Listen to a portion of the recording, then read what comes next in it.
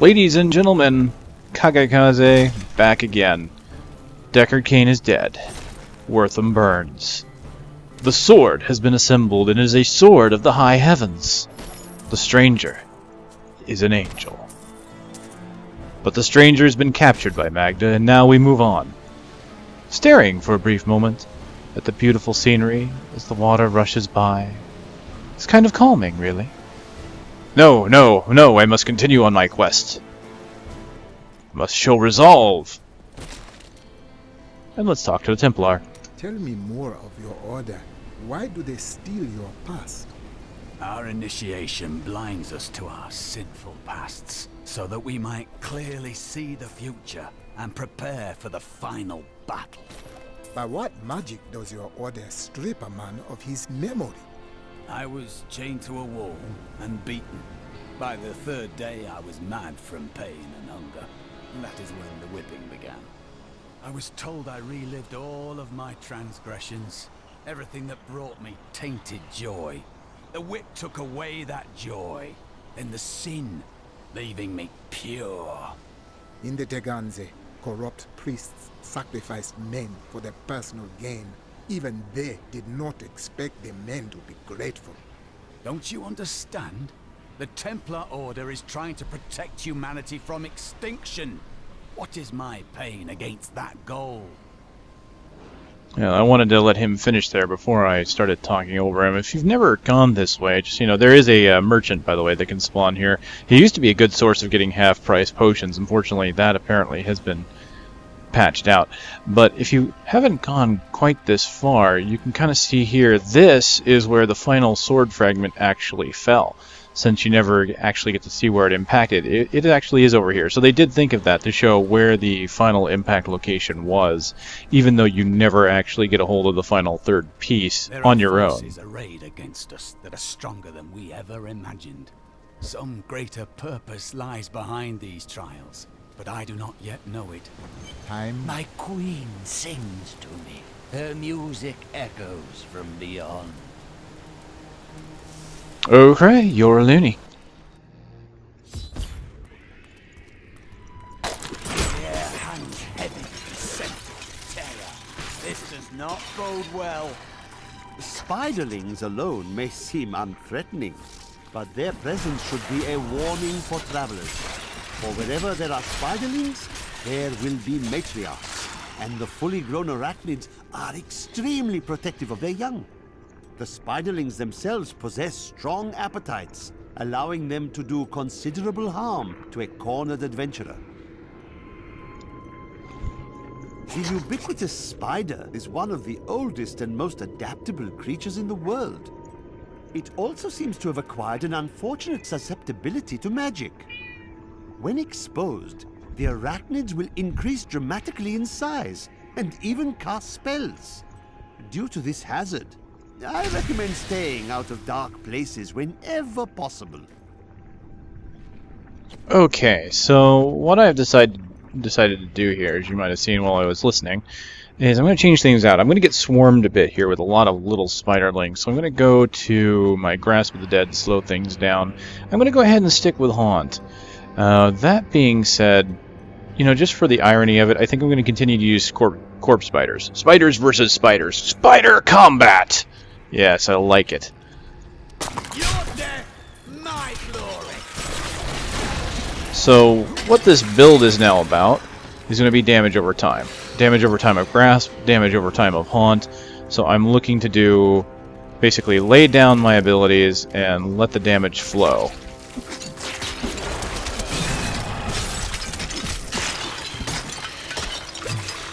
Of course, if I had a harder hitting two-hander or something like that, that might be better. This is a 14-3, this 12-14. Yeah, see, I still do a decent amount of damage with my one-hander. So we're not going to worry about changing that up. We're going to try this out. See how the dot build works.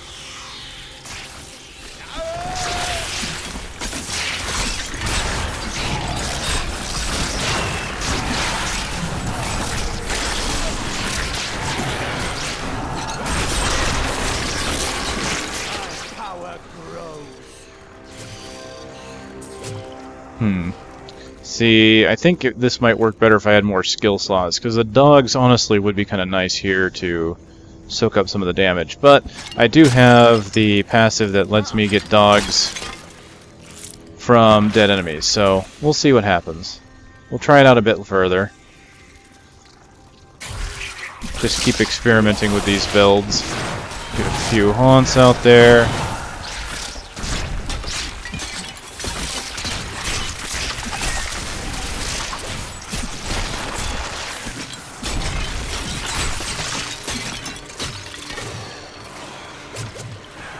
So I probably should be using...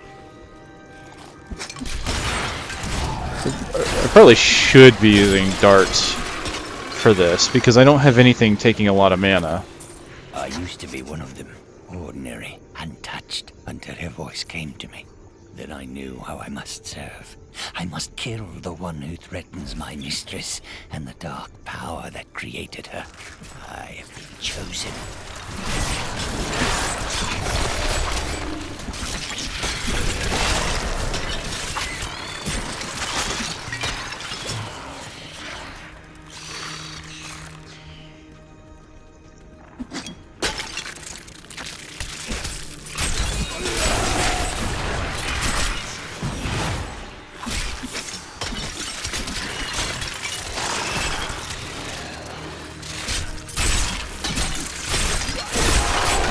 I have been healed.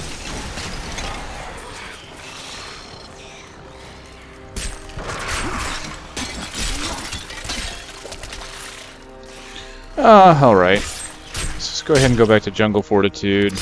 I do like having Grasp.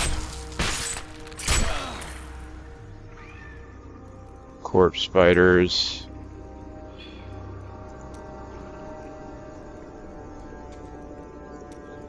Let's do this. We'll put zombie dogs here.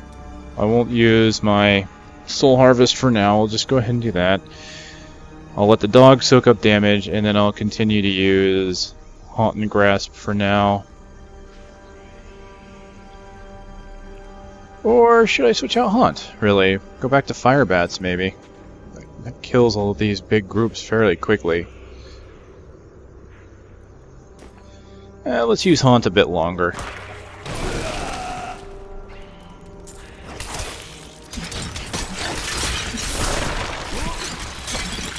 Yeah. I like Soul Harvest. It is a major damage boost, but I find myself staying back a bit more often lately, so I don't often move in to get my stacks. Beasts, even the hearts of men. So I'll probably go back to it later, but for now I'm going to stick to this.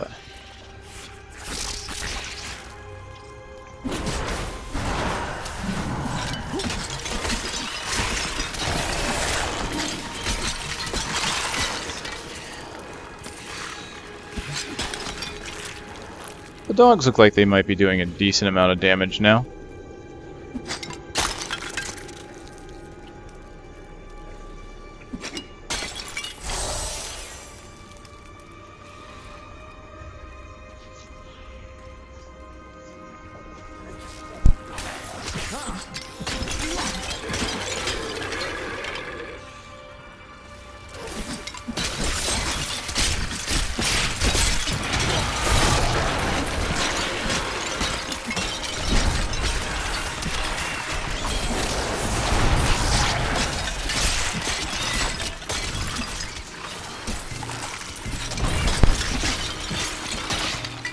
I am healed.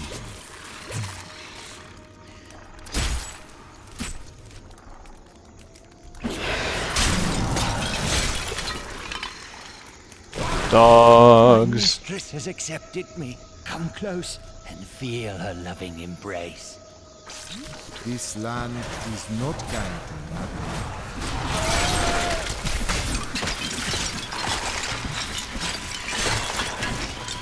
And my haunts are still out there. I like to see that.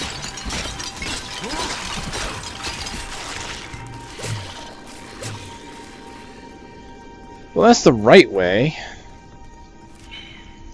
Let me just make sure I get it marked on the map. making it easier to know which way I need to come back to and which way to avoid. So we'll come up here, there's my checkpoint. It's now on the map.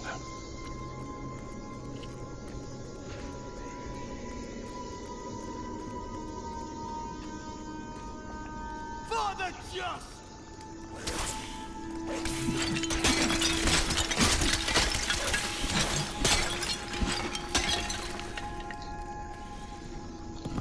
Should I feel weird that I'm throwing more spiders into this already spider-infested ecology here?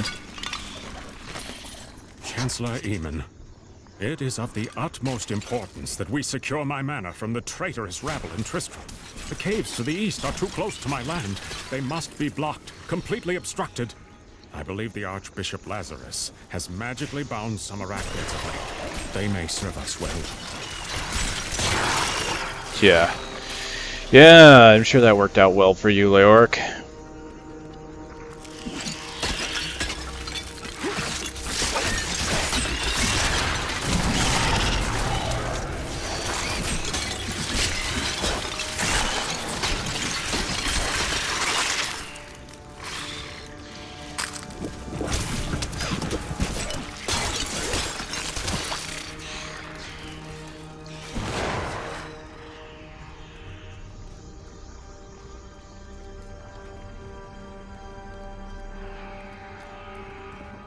Did you see those columns behind the webs? This place was built by ancient hands.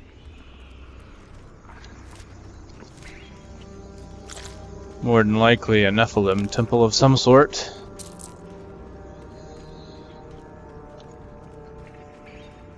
So there's one thing that this game likes to do, is like to show areas that were once either ancient or holy, and corrupt them dearly.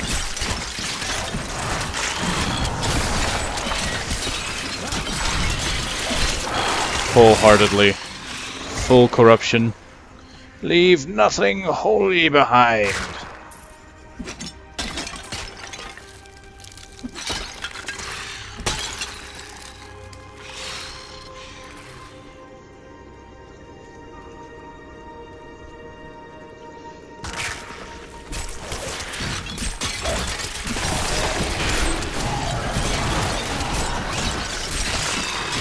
You know, I remember there being some suspicions that a major character would eventually die this time around.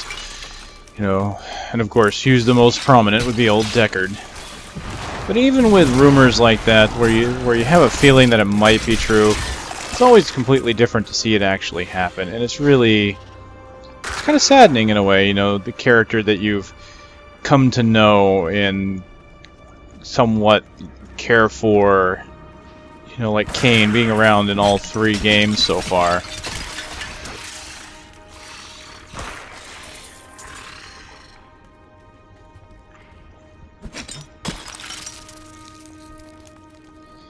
Though you have to almost wonder, maybe the item identifying mechanic was changed simply because they knew they were going to kill Cain.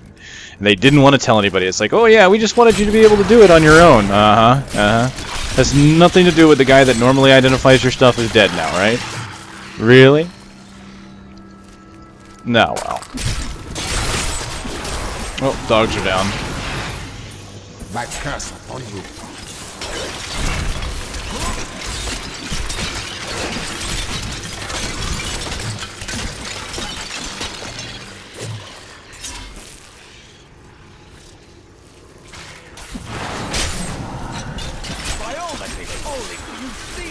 Ah, come on. There we go. Put up our grasp.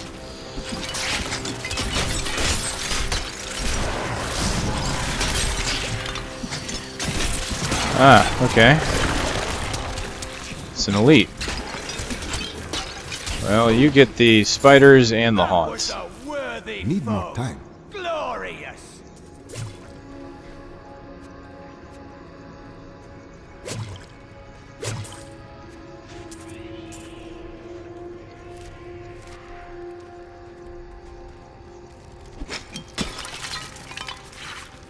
Yeah, these spiders love coming down from the ceiling. So that was one thing that I mentioned in the beta back when I was doing those playthroughs, and it's something that's continued on even in the full release. Is one thing I really like about this game is that you do have monsters that are standing about in the fields like normal, but that's not always the case. You're going to have monsters that climb over walls, that are coming, like in this case, coming down from the ceilings. You know, things like that. You have monsters constantly coming at you. And the way they introduce themselves is always a little bit different. So you don't have to, it's not always about them just standing there. They're going to come at you even when you least expect it. It makes the world feel more vibrant, you know, and it makes it kind of, I guess, I kind of want to say a little more realistic, I guess. Royal Guard, with great pain, I must admit that our king is no longer able to separate reason from madness. He orders the caverns to be filled with the Archbishop's monstrous creations, and will hear nothing else. Perhaps the legendary ancients themselves once dwelled there, but now we must desecrate their ruins. Yep. So like even in like Act 4 you've got creatures like coming down from the sky at you, things like that. So I find it just more interesting. They're not just waiting around for you or waiting around to be slaughtered. You're actively being assaulted in this game in many ways and angles, and areas that you thought you cleared out may still have enemies in them because they might fall from the ceiling or just suddenly appear. I like it. I really like the way they've done that. Now, I'm going to change up my build a bit here. I've got Numbing Darts now. Now, this is Poison Dart. Toxins in the Poison Dart reduce the target's movement speed by 60% for 2 seconds. So this, honestly, is a great dart for kiting. Hitting the enemy, moving away, hitting it again. It'll be slowed for 2 seconds. You've got a 2-second window to keep reapplying it. Now, keep in mind that the Numbing Dart... Numbing Dart toxin here does not replace the 40% weapon damage over 2. It supplements it. So you still get the 100%, you still get the 40% over 2, and you get the additional 60%. So this does not completely replace it, whereas Splinters does completely replace the mechanic. Same thing with... we go up here to Fire Bats. Dire Bats completely replaces it. So what I'm actually going to do is I think I'm going to go to Dire Bats. Give myself some high-end damage. Let's go ahead and do the Numbing Dart. Now this is going to be kind of a nuke build, I think. I can do Summon Zombie Dogs, but I'm not sure I want to do that. What I'm thinking of doing, because I'm going to go into a... because I just got Sacrifice. Now this is Banish the Zombie Dogs, cause them to explode, each dealing 275% of weapon damage that's physical to all enemies in 12 yards.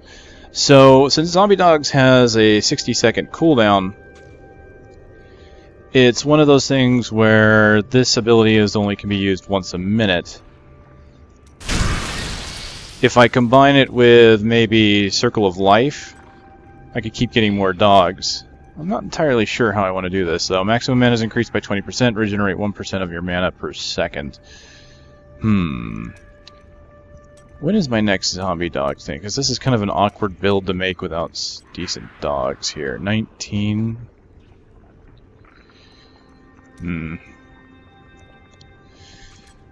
Spiritual Attunement is good with the bats, so okay.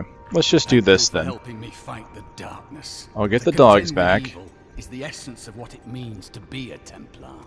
Focus is good, but do not let it narrow you. Okay, so now I've got Spiritual Attunement, maximum mana is increased by 20%, and I get 1% mana per second. So I've got 324 now. Let's just go ahead and real quick. My base regeneration has not changed at all, except for the passive. So it's gone up by 3.23 because of the passive. So that's not too bad.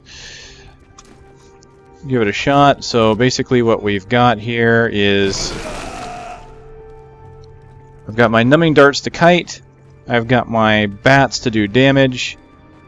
And my dogs will help absorb some damage, and as they get low, or maybe I fight a major monster, I can blow them all up.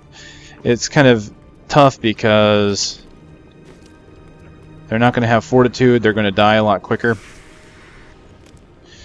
And the other problem being that you don't want to blow them up too soon with a large cooldown, things like that. It's...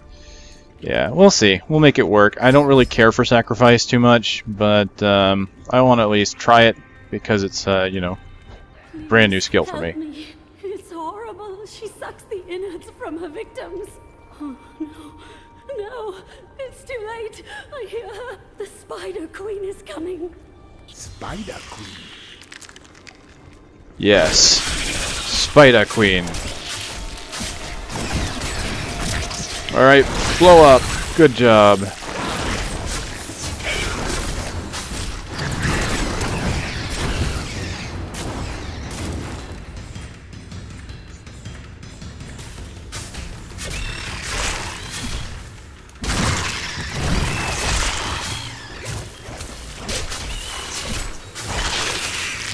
The world is a safer place. Wow, I'm able to fire out those bats pretty quickly there. The dogs look like they're not hurting too much. Okay, now they are. So let's go ahead and blow them up.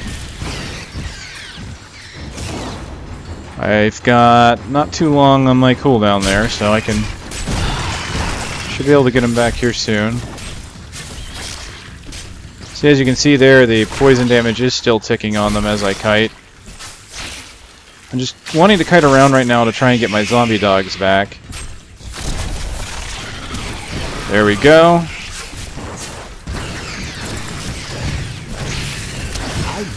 And blow them up. And there we go. To dissolve these waves. Please hurry. I can't hang here like this a moment longer. I'll go mad. I got you, Karina. Thank you. Thank you. Can we please leave this horrible place? Absolutely. Rumor holds that Archbishop Lazarus loosed a silent terror in the caves near Leoric's manor before he died. He labored for weeks over a group of unusually large spiders, and many of his servants quietly disappeared during this time. The largest creature led the others into the caves. None who have ventured there have returned.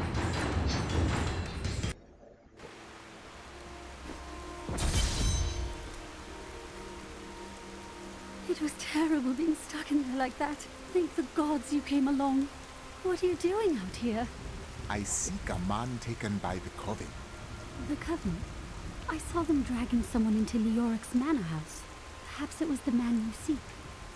You might have a small bit of trouble reaching there, though. I'm not proud of this, but I stole the staff of a powerful Khazra shaman. The Khazra went mad and chased me to the caves. You can find the staff in my cart in the highlands. If you take it to the Khazra barricade, perhaps they will let you pass. Let me pass. Right. No, that passing will come with death. Anyway, this was brought up once before as to Karina? I think that's Karina. Do this real quick. Is a curious phenomenon.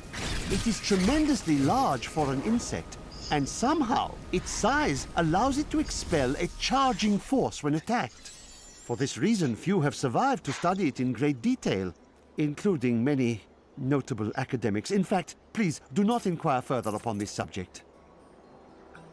Alright, so the interesting thing about Karina, if you hadn't have heard, is that she was actually the mystic artisan that was put into the game.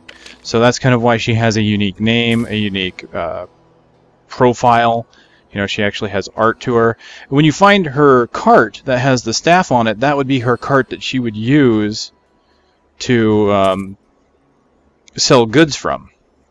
So she very much had a purpose in this game other than telling you to find the staff. And it's kind of a shame to lose that, because what I love about this game so far has been Hadrig has had a great story to go through. Covetous Shin, the Jewel Crafter, has amazing story as well. I love the way he reacts to you and what you and the things he says. Honestly, Covetous Shin is probably one of the most amusing characters to come out of this. So I really like that that gentleman. So let's see what I've got real quick before we call it quits for this segment. He's got a 12.6. I've got a 15. So this is a 15.0. And poison and experience, not a big deal. But here we have this rare axe that's 16.2. It is one hand. It's decent attack speed. It's not as much as what I currently have as attack speed, but it does a bit more damage. It's got strength, which I don't care about. Life after each kill and monsters grant experience. So this could be a decent weapon for me. It goes from 30. So go 36. I actually am going to go down, it looks like.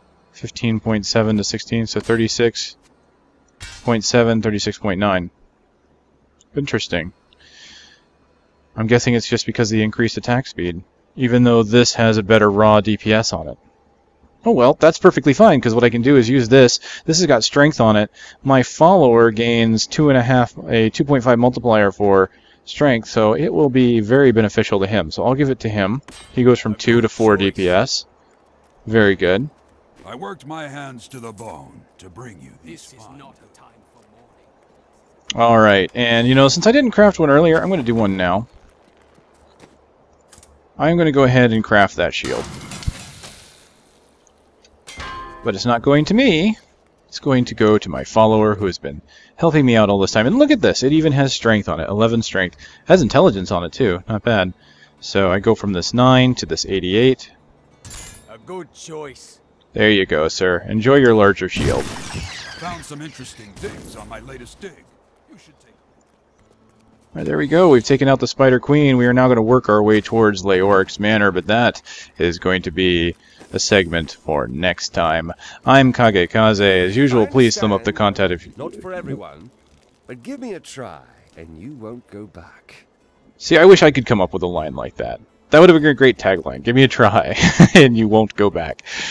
Yes, alright, please, if you like the content, thumb it up. That helps quite a bit. Leave comments, questions, suggestions, and all that in the comments field below. You can also email theshadowpost@gmail.com. KageKaze signing out. I'll see you guys again soon.